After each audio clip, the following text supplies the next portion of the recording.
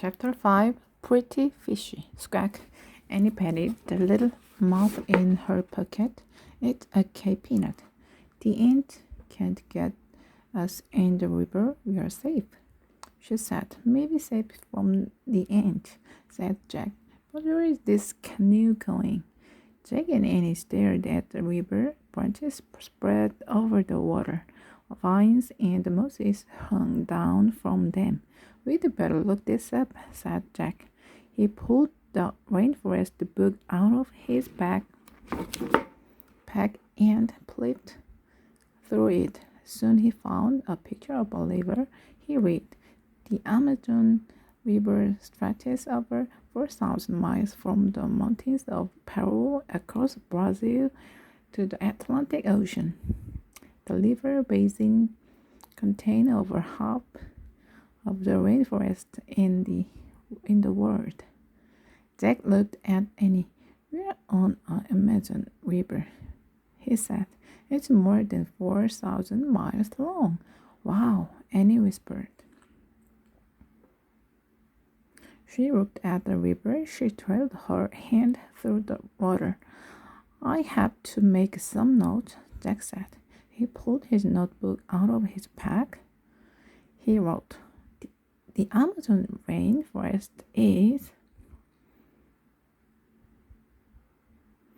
"Jack, look at those pretty fish with the teeth," said Annie. "What?" Jack glanced up from his writing. Annie was pointing at some bluefish swimming near the boat. The fish had lead bell lines and razor-sharp teeth. "Watch out! Watch it!" cried Jack. "Those aren't pretty fish.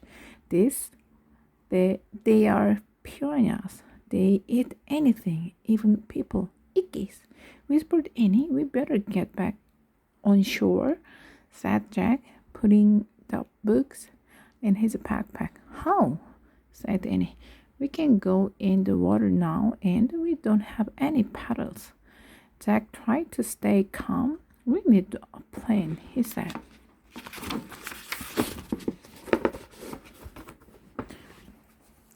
Jack stared at the river. The canoe would soon float under some vines.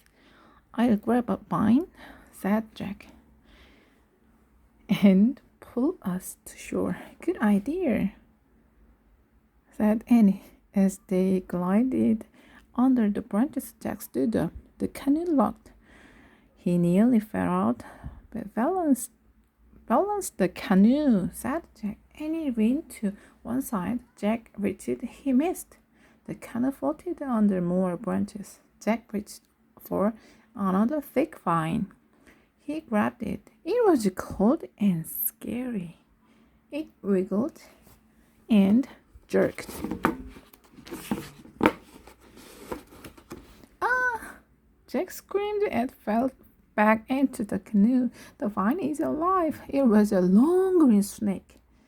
The snake fell from the tree. It splashed into the water and swam away. "Oh man," said Jack. He and Annie stared in horror at each other. "What now?" said Annie, making a face. "Well," Jack looked at the river. There were no vines up ahead.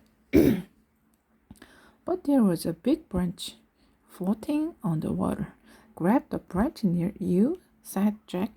"Maybe we can use it for a paddle." The canoe floated closer to the branch. Annie reached for it. Suddenly the branch rose into the air. It was a crocodile. "Help!" screamed Annie, and she fell back into the canoe. The crocodile opened and closed its huge, long jaws. Then it moved past the canoe and swam up the river. "Oh man," whispered Jack.